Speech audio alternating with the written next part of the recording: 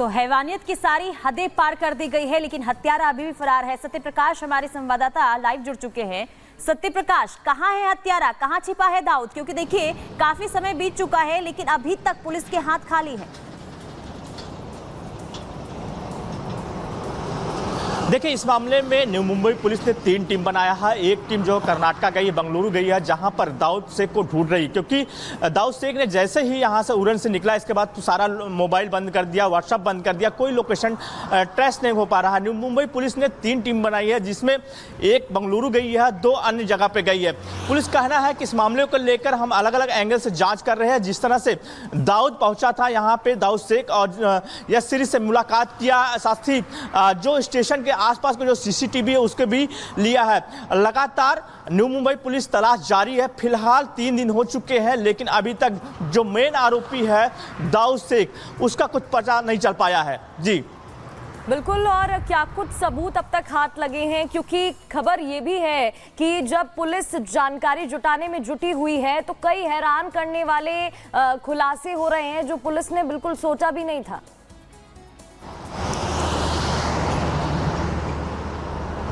देखिए, पुलिस इस मामलों को लेकर अलग अलग एंगल से जांच कर रही है। पुलिस ने जो उड़न स्टेशन है, रेलवे स्टेशन आसपास जो सीसीटीवी उसका लिया है, साथ ही परिवार वालों का बयान दर्ज किया है, साथ ही जो यशस्वी का जो फोन था उसको भी जांच कर रही कि कब से कब तक संपर्क में था, और उस दिन जी 25 को आया था, 25 जुलाई जब आया था तो कितनी देर बातें हुई, क्या बातें हुई, सारी चीजों को लेकर न्यू मुंबई पुलिस इसकी जाँच कर रही है। साथ ही व्हाट्सएप तमाम जानकारी के लिए। तो देखिए सवाल कई उठ रहे हैं, क्योंकि जैसे जैसे जांच आगे बढ़ रही है कई खुलासे हो रहे हैं, लेकिन सवाल ये बना हुआ है कि आखिर हत्यारा कहां छिपा है।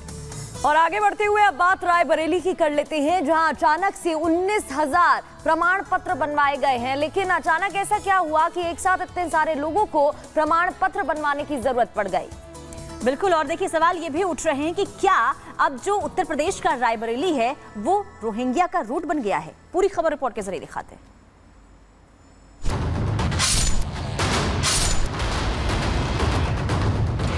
रायबरेली में बांग्लादेशी घुसपैठिए आ गए हैं। रोहिंग्या को नागरिकता दिलाने की साजिश।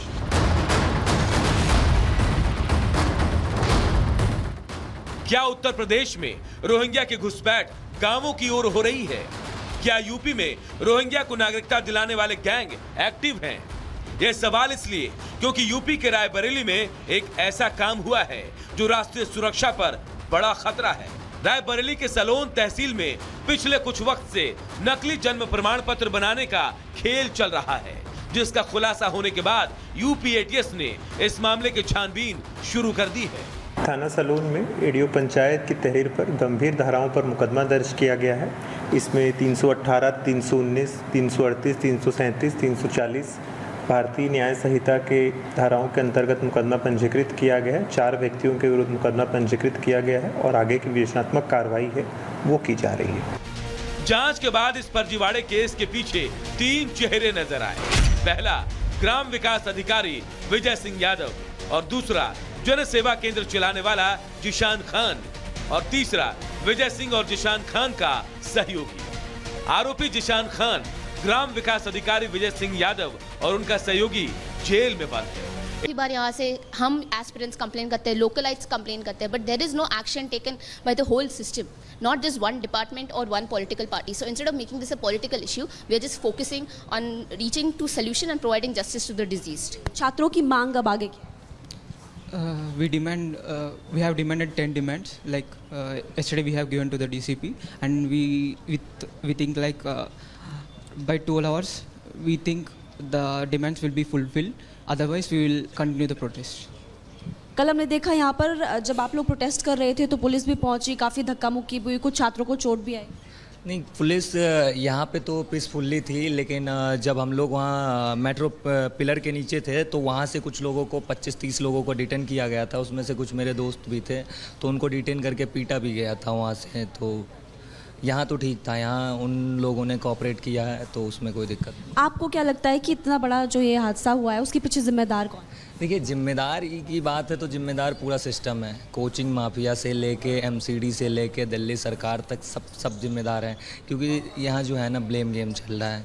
एक सरकार दूसरे सरकारों को आरोप लगा रही है, आप बीजेपी आप सेंट्रल गवर्नमेंट इसको आप ब्लेम कर रही है कि आपने ड्रेनेज साफ नहीं करवाया, इसके वजह से ये हो गया।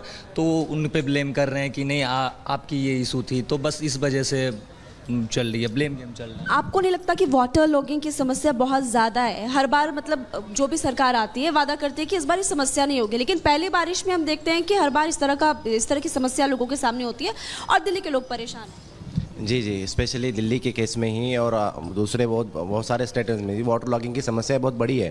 जो भी political party prior to the election के पहले ये कमिटमेंट देती है, अनाउंसमेंट देती है कि ये सारी चीज़ें कराए जाएंगे। इसके लिए आप पीपल्स भी अपनी आवाज़ को रेज करें, वो भी अब डिमांड करते हैं इन सारी चीज़ों को, उनकी भी एक रिस्पॉन्सिबिलिटी बनती है।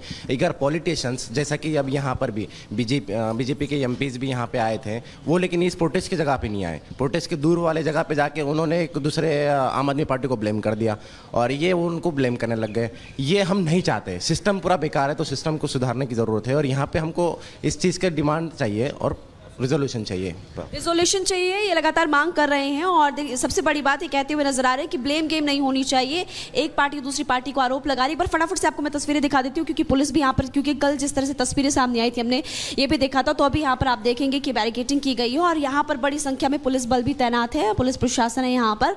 और इससे पहले एक्शन क्या लिया गया, देखिए आपको ये बता देते हैं कि जितने भी यहाँ पर IAS कोचिंग सेंटर, जितने भी स्टडी सर्कल्स है, प्रगति और पुनीता, जितने भी स्टडी सेंटर्स हैं, वहाँ पर जो बेसमेंट है, इस तरह की अवैध बेसमेंट्स पर लगातार कार्रवाई की जा रही है, उनको सील किया जा रहा है।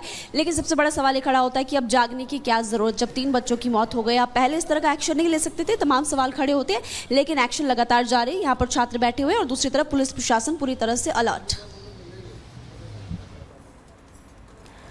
बहुत शुक्रिया तमाम जानकारी पहुंचाने के लिए महिमा हम तक। देखिए, सवाल कई उठ रहे हैं कि आखिर अगर लापरवाही एक स्तर पर हुई हो तभी तो जिम्मेदार किसी एक को ठहराया जाए, क्योंकि देखिए लापरवाही जो है कई जगह से हुई है और यही वजह है कि छात्र जो है वो लगातार मांग कर रहे हैं कि अब हमें न्याय मिलना चाहिए, क्योंकि सिस्टम जो है वो पूरा खोखला है और यही वजह है कि 3 छात्रों की जान चली जाती है। और चलिए आगे बढ़ते हुए अब रुक कर लेते हैं 2 मिनट भारत का।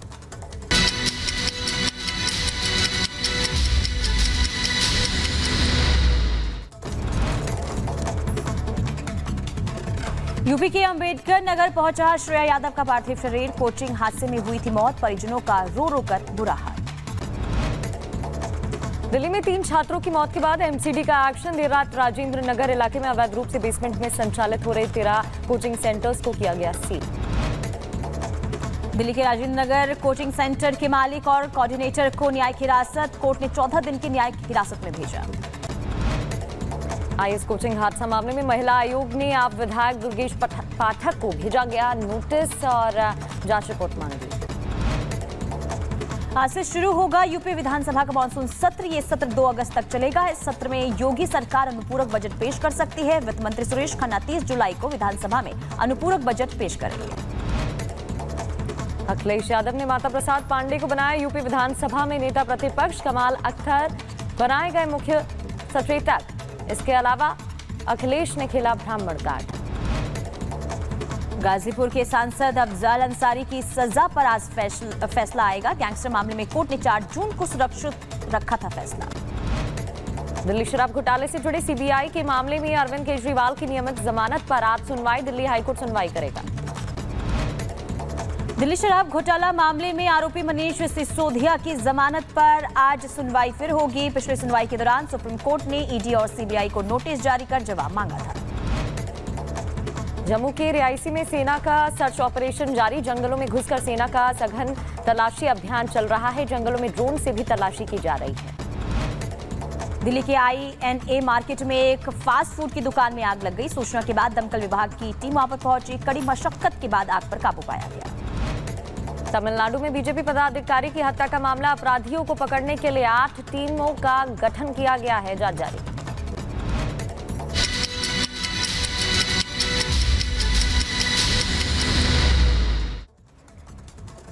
और लगातार खबरों का सिलसिला जारी रहेगा। रुक रहे हैं छोटे से ब्रेक के लिए।